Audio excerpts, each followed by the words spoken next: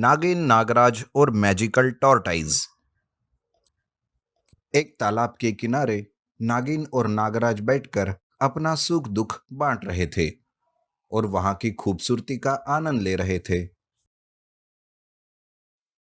कि तभी अचानक उस तालाब में धप से आकर कुछ गिरा और सारा पानी नागिन और नागराज पर आ गया।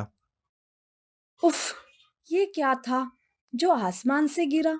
मैं तो पूरी की पूरी भीग गई। मैं जरा देखता हूँ, आखिर गिरने वाली चीज है क्या। नागराज तालाब में उतर गए और उन्होंने उस आसमान से गिरने वाली चीज को ढूंढना शुरू कर दिया कि तभी उनकी नजर एक बड़े से कछुए पर जा गिरी। वो दर्द से कराह रहा था। हैं? तुम कहाँ से आए? पहले तो हमने तुम्हें इस तालाब में कभी नहीं देखा। वो मैं आसमान से उड़ रहा था, बस वहीं से गिरा हूं। मेरी जरा मदद करोगे सीधा होने में? नागराज बड़ी जोर लगाकर उस कछुए को उल्टे से सीधा करते हैं। तब तक नागिन भी वहां पहुंच जाती है और कछुए पर हंसने लगती है। लगता है आप भूल गए कि आप कछुए हो, कोई पंछी नहीं। आप कैसे उड़ सकते हो? आप लोग कौन है? यहाँ कैसे? मैं नागराज हूँ और ये मेरी नागरानी। हम बस यूं ही यहाँ बैठे थे। ओ, तब तो मैं सही जगह पर आकर गिरा हूँ। अब आप ही मेरी मदद कर सकते हो। किया। हाँ, आपको ये बताकर कि आप पंछी नहीं कछुए हो। नागराज नागिन को इशारा कर चुप रहने को कहता है और कछुआ उसे पूरी बात बताता है। हा हा हा, हंस लो बेटा, पर मैं कोई मामूली कछुआ नहीं हूँ। एक जादुई कछुआ हूँ और जादू की मदद से उड़ भी सकता हूँ। क्या? क्या मतलब है आपका? आप अब नहीं उड़ सकते? कछुआ उन्हें बताता है कि उसका जादू हर 50 साल बाद कम होने लगता है और उसे ये वापस पाने के लिए किसी के मदद की जरूरत होगी। बेटा, मैं कल 100 साल का हो जाऊंगा, इसलिए मेरा जादू खत्म होने से पहले मैं उसे वापस पाने की खास जगह जा रहा था कि अचानक आधे रास्ते में मेरी शक्तियां कमजोर पड़ गई और मैं यहाँ आके गिर गया। अब क्या तुम दोनों मेरी मदद करोगे? मुझे मेरा जादू वापस दिलवाओगे? बूढ़े कछुए पर उन्हें दया आई और उन्होंने उसकी मदद करने में हामी भर दी और कहा, कैसे जाना है, वहां जाके करना क्या है, यह सब उनसे पूछ लिया। कछुए ने भी उनके सारे सवालों का जवाब दे दिया और वो दोनों निकल पड़े एक साहसिक यात्रा पर।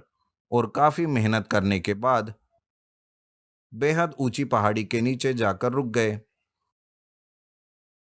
ये पहाड़ी तो बहुत ऊंची है और चढ़ाई भी खतरनाक है। कहीं यहाँ कोई खतरा तो नहीं? क्या पता, पर हमने उनसे मदद करने का वादा किया है, इसलिए अब पीछे नहीं हट सकते। वो जादुई झरना भी इस पहाड़ी के चोटी पर है, जिसका पानी हमने लाना है, जिसे पीकर उस कछुए को उसका जादू वापस मिल जाएगा। तो अब चले। दोनों एक दूसरे को संभालते हुए हाथों में हाथ डाले पहाड़ी चढ़ने लगते हैं और बड़ी मेहनत के बाद चोटी तक पहुंच जाते हैं, जहां भगवान महादेव का एक बहुत बड़ा सा शिवलिंग था और उसके पास ही वो जादुई झरना भी बह रहा था। वाह, कितना सुंदर नजारा है।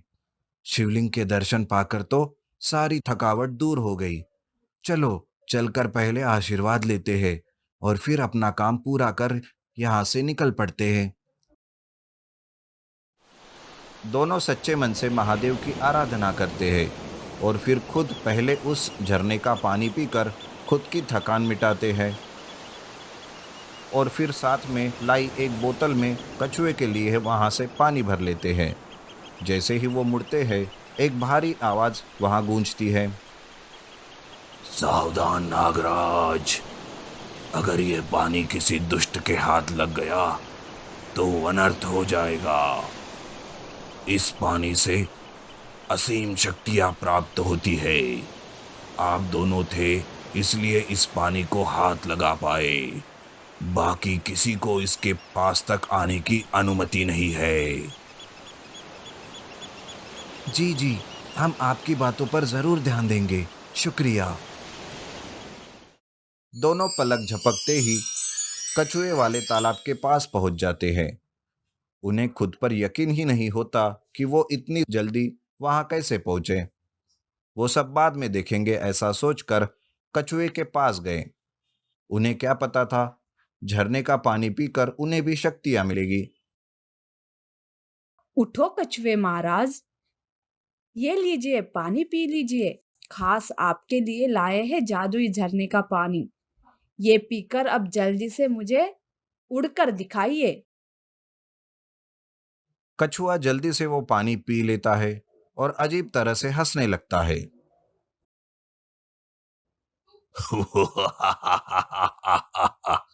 अब मैं सर्वशक्तिमान बन गया। अब मुझे कोई नहीं हरा सकता। अब इस दुनिया पे मेरा राज होगा।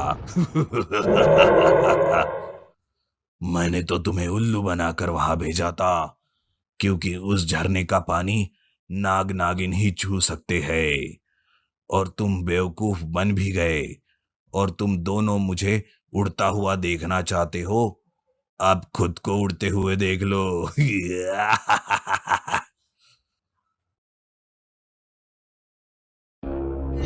कछुआ अपने होठों की कुछ अजीब हरकतें करता है और उन्हें नागराज और नागिन की तरफ घुमाता है, पर उन्हें कुछ भी नहीं होता। ये देख कछुआ बौखला जाता है और वो दोनों उस पर हंसने लगते हैं। ओ, क्या हुआ? जादू फुस हो गया? ठीक से काम नहीं कर रहा। करेगा भी कैसे? इस तालाब का पानी जादुई थोड़ी है। हा हा हा हा हा। क्या मतलब है तुम्हारा? तुमने मुझे बेवकूफ बनाया, इस गंदे मामूली तालाब का पानी पिलाया। ये तुमने अच्छा नहीं किया। अरे बेवकूफ तो आप हमें बना रहे थे, पर महादेव ने हमें सही समय पर सद्बुद्धि दी और ये अनर्थ टल गया। अब तुम यहीं पे सड़ते रहो। दुनिया पर तुम जैसे दुष्ट राज नहीं कर सकते। कछुआ अपनी चोरी पकड़ी जाने पर तिल मिला उठा और दोनों उसे उसकी हालत पे छोड़ वहां से चले गए और उसी पहाड़ी की चोटी पर जाकर महादेव की भक्ति करने लगे।